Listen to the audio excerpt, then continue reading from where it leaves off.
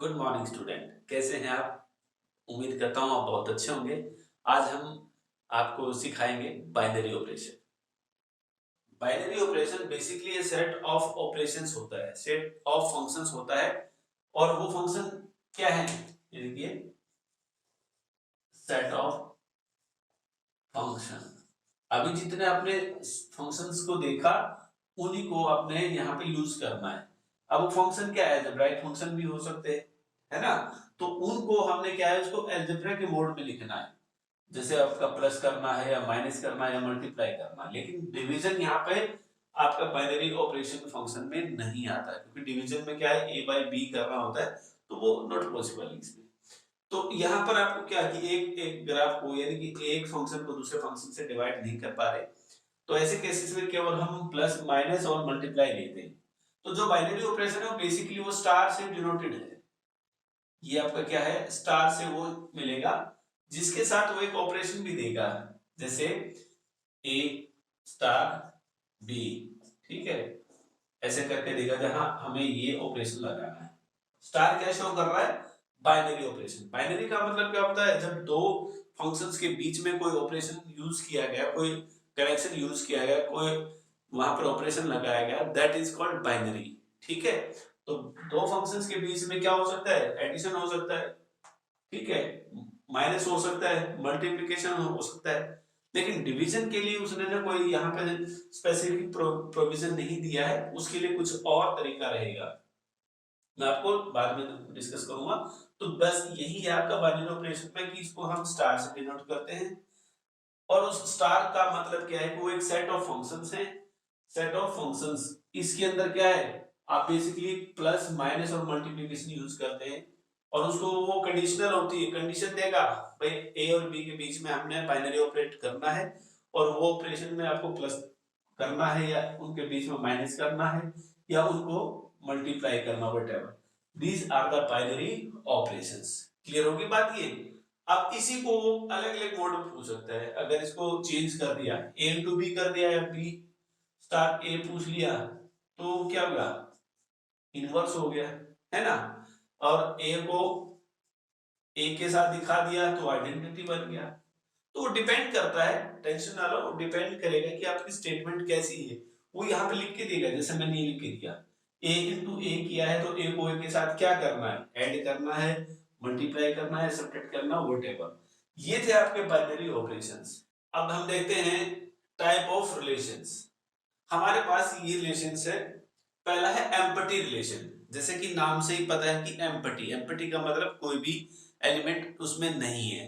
वो कैसे पता लगेगा? अगर फाई क्या है, जो कार्टेशियन प्रोडक्ट आएगी आपकी किसके साथ, जो आपको एक रिलेशन दे रखा है, जो एक सेट दे रखा है, उसी के साथ उस सेट की अगर हम कार्टेशियन प्रोडक्ट लेते हैं और फिर देखते हैं कि क्या फाई उसमें बिलोंग करता है, नहीं, इट मींस ये यू कह लीजिए, if no element of A is related to any element of A, that is called empty relation.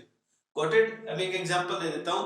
आपके पास मान लीजिए 1 to 4 तक आपका कोई सेट है जिसमें एलिमेंट है 1 2 3 4, और मुझे कार्टेशियन प्रोडक्ट लेनी है 1 to 1 को। अगर हम कंपेयर करते हैं, मल्टीप्लाई करते हैं, तो वहां पर हमने क्या दिया कि a into A is equal to 20, more than 20।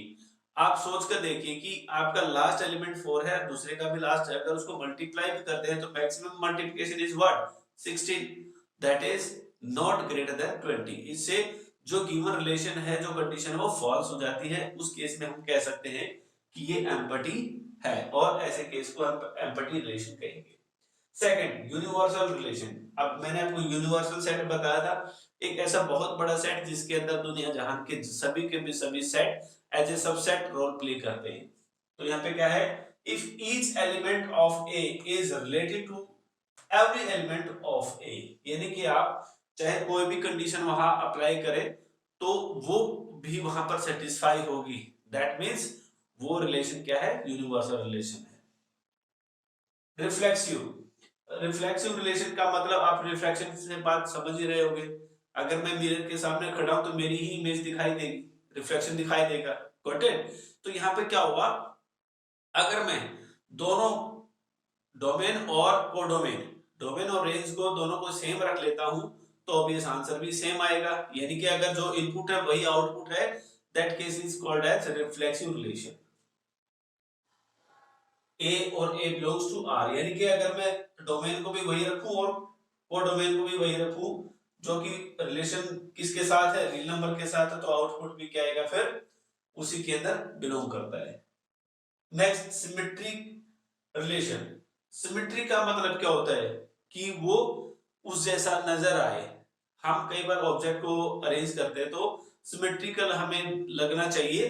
जिस तरह से आप फोटोग्राफ्स को ना वॉल पे हैंग करते हैं तो उनकी सिमेट्री बनती है, सेम साइज का उस तरफ रहेगा, उससे छोटे साइज का अलग से रहेगा, इस तरह से। यहाँ सिमेट्री का मतलब है अगर मैं डोमेन और कोडोमेन जो कि रियल नंबर से बिलोंग करती है, रिलेशन में बिलोंग करती है, तो उसका रिवर्स भी अगर करता हूं तो जो डोमेन है वो कोडोमेन बन जाए और कोडोमेन को डोमेन बन जाए, तो भी वो रियल नंबर में ही बिलोंग करती है या उस रिलेशन में बिलोंग करती है, दैट इज सिमेट्री। यानी कि ए और बी बिलोंग्स टू आर, तो बी और ए भी आर से बिलोंग करेंगे, ऐसा केस आपका सिमेट्रिकल है। Next one transitive relation.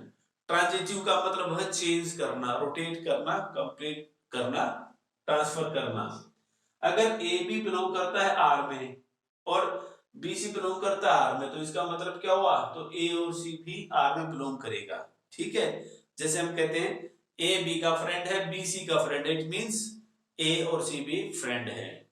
तो यहाँ वही सेम कंडीशन है, अगर ए बी बिलोंग करता है आर से और बी सी भी बिलोंग करता है आर से, तो it means A C must be belong to R. if it is possible then you can say it is transitive relation, got it? then equivalence relation। equivalence का मतलब क्या है, अभी आपने जो पढ़ा कौन कौन सा पढ़ा, रिफ्लेक्सिव पढ़ा, रिफ्लेक्सिव के बाद सिमेट्री पढ़ा, फिर ट्रांजिटिव पढ़ा। अगर ये तीनों ही एक साथ एक ही सेट में मिल जाएं, if any relation is reflexive, symmetric and transitive, that relation is called as equivalence। Clear? एक बड़ा सेट जिसके अंदर ये सारे के सारे मिल जाएं, उसको आप क्या है, इक्विवेलेंस बोलेंगे। ये सब आपका ना बेसिक और डेफिनेशन है, इनके बाद में एक ऐसा एग्जांपल भी लूंगा जो इन सबको सेटिस्फाई भी करेगा। Then inverse. अब नाम से पता है इनवर्स का मतलब उल्टा, रिफ्लेक्सिव कह लीजिए या इनवर्स के लिए दोनों सेम सेम है। इनवर्स को हम r-1 से डिनोट करते हैं, जहां पे क्या है बी ए। बी ए का मतलब क्या हुआ, अगर मेरा रिलेशन में ए और बी यहाँ पर क्या है, ए डोमेन है और बी रेंज है, तो उसको मैंने रिवर्ट कर दिया, जो रेंज थी उसको डोमेन बना दिया, जो डोमेन था उसको रेंज बना दिया और उस फॉर्म में उसको अप्लाई कर दिया, that is inverse. You can say अगर ए बी आर से बिलोंग करता है तो वो किसके इक्विवेलेंट होगा, B A belong to R, जैसे कि आपने रिफ्लेक्सिव में भी इसमें सिमेट्रिक में भी पढ़ा था। ठीक है, next one is identity. Identity relation का मतलब क्या है, एक एक ऐसी प्रक्रिया, एक ऐसा सिस्टम जहां पर आप किसी चीज को एक आइडेंटिफाई कर सकते हो, उसकी एक आइडेंटिटी बनती है कि ऐसे नहीं ऐसे होगा तो ये होगा। तो आइडेंटिटी रिलेशन क्या, each element of A is related to itself only, ये कंडीशन है। अगर कोई एलिमेंट वो ए से बिलोंग करता है तो वो अपने आप से बिलोंग करेगा, अगर ऐसा मिलता है, डिट्टो होता है, यानी कि वन है तो दूसरे, जब उसका इनपुट वन है तो आउटपुट भी वन आता है, that is equal to identity relation. और इसको आप ऐसे डिनोट करोगे ए ए सच दैट, यानी कि रेंज भी वही, डोमेन भी वही, ए बिलोंग्स टू ए, जहां पर ए की वैल्यू क्या है, ए जो सेट दे रखा है उसमें बिलोंग करता है, और इसको अप्लाई कहां किया हमने, रिलेशन किसके साथ दिखाया, ए के साथ ही, तो ऑब्वियस वो सब तो बनेगा ही बनेगा। तो डियर स्टूडेंट ये कुछ टाइप्स थी। तो फर्स्ट क्वेश्चन में देखते हैं, check whether the relation are defined in the set. ये सेट दे रखा है, गिवन सेट, वो क्या दे रखा है, 1 2 3 4 5 6। इस सेट के अंदर कोई रिलेशन बनाया उसने, वो रिलेशन क्या दिखाता है कि जो ए और बी, जो डोमेन और रेंज है, उनके बीच में रिलेशन बनता है कि जो आपका रेंज है वो क्या आया, अगर डोमेन को 1 प्लस कर देता हूं तो ये क्या आएगा, हमें चेक करना है कि क्या ये रिफ्लेक्सिव है, क्या ये सिमेट्री है, क्या ये ट्रांजिटिव है, ये हमें चेक करना है। तो भाई अगर आपके पास ये जो रिलेशन दे रखा है उस रिलेशन के अकॉर्डिंग अगर मैं बात करूं रिफ्लेक्सिव की, पहला रिफ्लेक्सिव की जो प्रॉपर्टी है, जो कंडीशन है वो क्या है कि मेरा इनपुट भी वही हो और आउटपुट भी वही हो। इनपुट और आउटपुट दोनों सेम होने का मतलब है अगर मैंने ए को 1 रखा तो जो बी है वो भी क्या आना चाहिए, वो भी क्या आना चाहिए, 1 ही आना चाहिए। लेकिन अपना आया क्या, 2 आ गया। इनपुट मेरा तो 1 था, आउटपुट आ गया 2। तो यहां से हम क्या कहेंगे कि ए इनपुट भी वही और आउटपुट भी वही। अब दोनों का रिजल्ट अलग अलग है, उस केस में हम क्या कह सकते हैं, B not equal to A plus 1। कारण क्या था कि जो आपका हमने ए और बी लिखा था, यहां इसको आप ऐसे भी लिख सकते हो, A not equal to B. Reason वही था क्योंकि इनपुट और आउटपुट दोनों सेम होने चाहिए। सेकंड, इसका मतलब क्या हुआ, ये not reflective. Second, symmetry. Symmetric में क्या था, सिमेट्रिक में क्या है कि भाई ए और बी वो दोनों उस रिलेशन में बिलोंग करें तो बी और ए भी उसी में बिलोंग करें। हमारे पास रिलेशन दे रखा है, क्या ये दे रखा है, मैंने के लिए पहले b is equal to A plus 1 रखा है, वही मैंने a 1 ले लिया, तो जैसे रखेंगे तो b कितना आ जाएगा, 2 आ गया। अब इसको मैंने क्या है, रिवर्ट करना है, a is equal to B plus 1। लेकिन जैसे मैं b रखता हूं तो वहां से क्या आ जाएगा, a की वैल्यू तो 3 आ गई, b मैंने 2 रखा तो यहां से a कितना आ जाएगा, 3। तो कहने का मतलब क्या है, जो मैंने यहाँ 1 और 2 लिया है तो यहाँ पर उलट आता है। तो यहाँ पर मेरा अगर b, ये यहाँ तो मैंने b2 एज इट इज ले लिया, तो यहाँ a मेरा 3 आया, जो कि ये इक्वल नहीं है। तो ऐसे केस में हम क्या कहेंगे, तो therefore a is not equal to b plus 1। और जब आपका ये दोनों अलग अलग हैं, ये सेट और ये सेट, इनकी वैल्यू सेम नहीं आती, तो ऐसे केस में ये सिमेट्रिक नहीं है, नॉट सिमेट्रिक। ठीक है, जब ये रिफ्लेक्सिव भी नहीं, सिमेट्रिक भी नहीं है, हम बात करते हैं ट्रांजिटिव की। अब ट्रांजिटिव के लिए क्या था कि आपके पास 3 रिलेशन बनते हैं। कौन कौन से बनते हैं, मान के चलते हैं, थर्ड था transitive.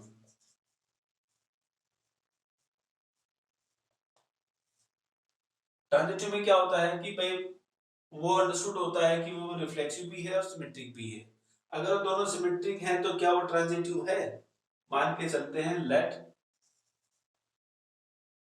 b is equal to a plus 1 और c is equal to b plus 1। तो जब ये आपस में दोनों हमने मान लिए तो थर्ड क्या होना चाहिए, there must be c again a plus 1। अगर ऐसा आ जाता है तो हम इसको ट्रांजिटिव कहेंगे, अदरवाइज नहीं कहेंगे। कैसे, आप देख लीजिए, इसी केस में मैंने क्या कहा, मैं इसको नीचे रब कर देता हूं, मैंने a को क्या लिया, 1 ले लिया, तो b की वैल्यू यहां से आ गई 2। ठीक है, सेकंड केस में मैंने जब b की वैल्यू 2 रखी तो यहां से कितना आ गया, c कितनी आ गई, 3 आ गई। अब इसके बाद जैसे मैंने अभी इस रिलेशन को लेना था, तो यहाँ c किसके बराबर है, a मैंने क्या लिया था 1, 1 प्लस 1 दैट इज 2। लेकिन यहाँ मेरा c कितना है, 3 है, और यहाँ पर कितना है, 2 है। तो दोनों ये मैच नहीं करते, तो ऐसे केस में हम क्या कहेंगे, c is not equal to a plus 1। यहाँ पर a है, सॉरी, ना, ये तो ठीक था नीचे, हाँ ठीक है, ये c is equal to a plus 1, तो ये इसके इक्वल नहीं है, therefore it is not transitive. तो हमने देखा कि तीनों ही केसेस में ये अपनी कंडीशन को सेटिस्फाई नहीं करते, तो इट मींस ये रिलेशन इसका सही नहीं। Got it? इसमें से कोई डाउट हो तो पूछ लो। नेक्स्ट क्वेश्चन में क्या दे रखा है, देखिए, show that the relation are in the set A. हमारे पास सेट ए दे रखा है 1 2 3 4 5, राइट, और क्या दे रखा है, is given by the relation, एक रिलेशन दे दिया आर, और रिलेशन क्या शो कर रहा है कि जो आपके डोमेन और रेंज है उन आपस में रिलेटेड है, कैसे, इस रिलेशन में है कि वो मॉडुलस है उनका माइनस, और वहां से क्या आता है, इवन नंबर आता है, क्या आता है, इवन नंबर। तो यहां से रिलेशन के बाद आपके पास क्या आया, यानी कि वन, पहले वन ले लेते हैं, वन में से अगर टू को लेस करेंगे तो वन आएगा, वो ऑड है, वन में से थ्री को लेस कर दिया, ठीक है, फिर वन में से फोर को लेस करता हूं तो क्या आएगा, थ्री, वो ऑड है, फिर वन में से मैंने फाइव को लेस कर दिया, दो तो पेयर ये बन गए, फिर टू ले लेते हैं, टू में से थ्री को लेस करता हूं तो वन, टू में से फोर को लेस कर दिया तो टू आ गया, ठीक है, वो भी वन है, टू में से फाइव को लेस करेंगे वो ऑड हो गया, फिर थ्री, थ्री में से फोर को लेस किया वन, थ्री में से फाइव को लेस कर देंगे, ठीक है, फिर फोर, फोर में से फाइव को करें बस। तो ये आपका इस रिलेशन के अकॉर्डिंग एक सेट बन गया जो आपको इवन नंबर देता है, जिसके फर्स्ट जो नंबर है, एलिमेंट है, वो आपके डोमेन को रिप्रेजेंट करते हैं, और सेकंड आपकी रेंज को, ये यूं के लीजिए, पहला ए है, दूसरा बी है। क्लियर होगी बात ये? अब इसके बेस पे पहला पार्ट यहां तक कर लेंगे हम कि हमें वो इक्विवेलेंस शो करना है। अभी मैंने पहले थोड़ी देर पहले बताया था इक्विवेलेंस में क्या क्या आता है, जिसमें रिफ्लेक्शन भी आएगा, सिमेट्री भी आएगा और ट्रांजिटिव भी आएगा। अगर तीनों ही कंडीशन सेटिस्फाई हो जाती हैं तब वो फंक्शन आपका इक्विवेलेंस रिलेशन कहलाएगा। अब उसको करने के लिए इफ फंक्शन इज इक्विवेलेंस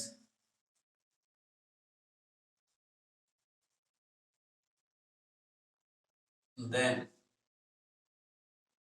पहला क्या है, सिमेट्रिक होना चाहिए,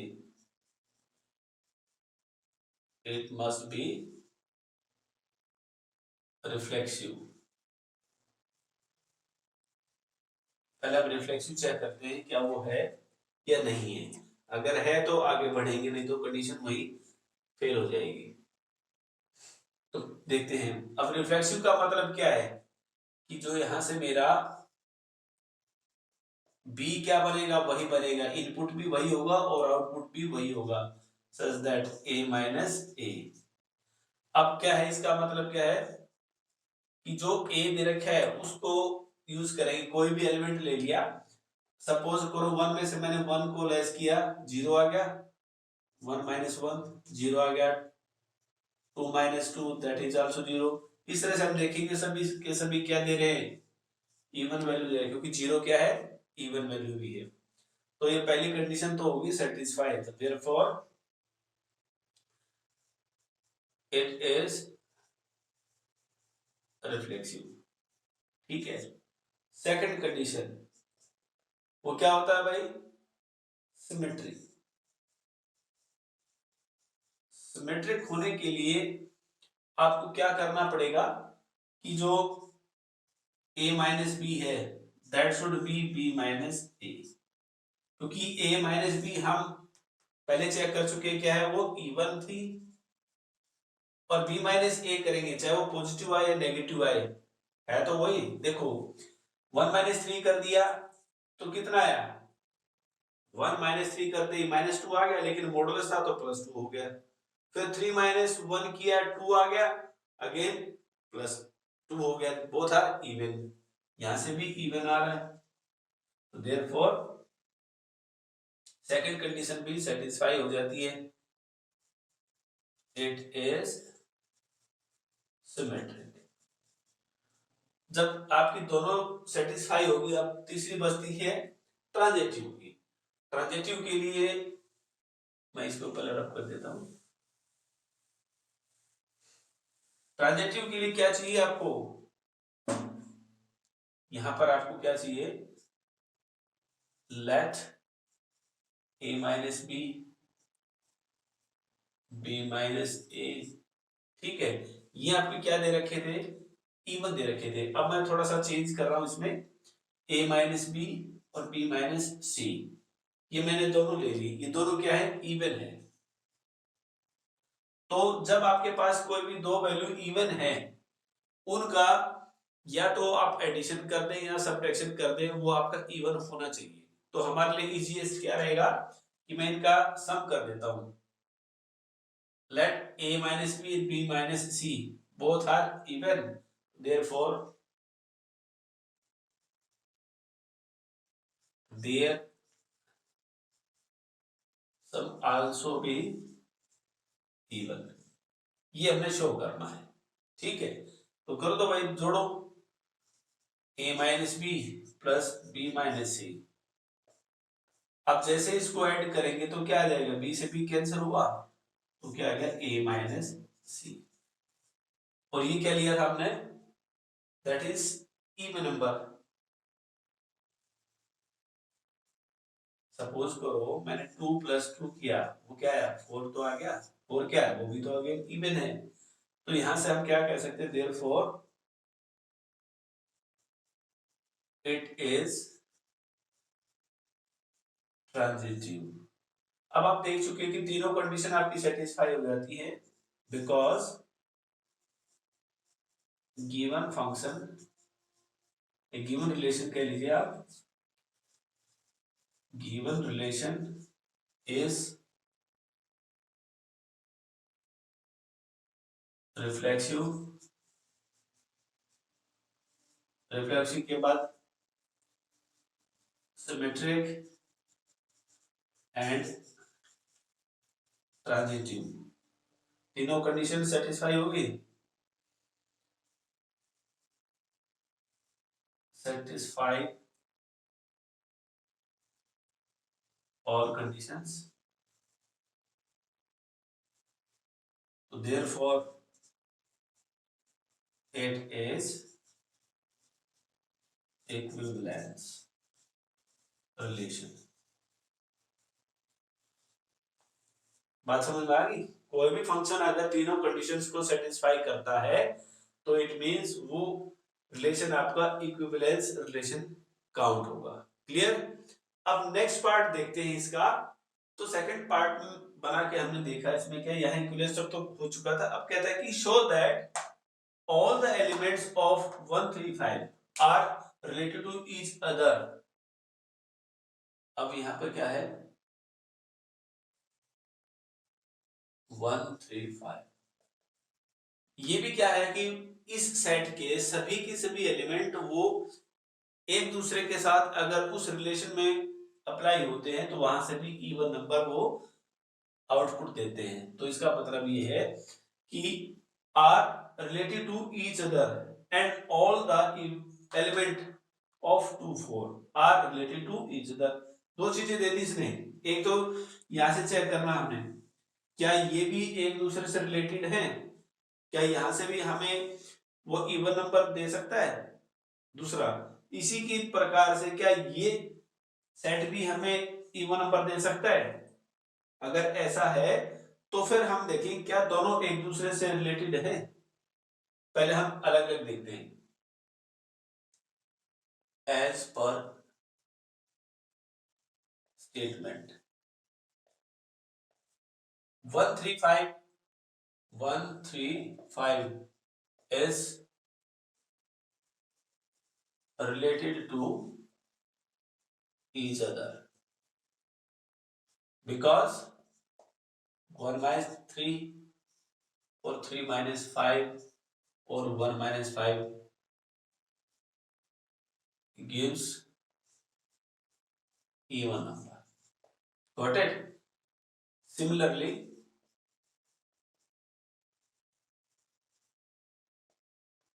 in set 2, 4, 2 minus 4 is equal to 2. That is also even. Clear? हमें पता लगे both are related to each other. यहां से अलग अलग लिखिए. Every element is related to each other. ठीक है, दोनों को सेटिस्फाई कर दिया. अब कहते हैं कि क्या दोनों pair this one and this one mutually related each other हैं या नहीं है. अब देखिए, फॉर बोथ सेट 1 3 5 एंड 2 4. अब देख लीजिए, पहले वन को देखें. वन को एज ए मानकर इसको बी मानकर देखेंगे तो वहां से ओड आएगा. इसको भी देखेंगे तो ओड आएगा. इसको देखेंगे तो ओड, यानी कि एक दूसरे से अगर हम लेते हैं तो वहां पर ओड आएगा, इवन नहीं आएगा. For both sets this each element doesn't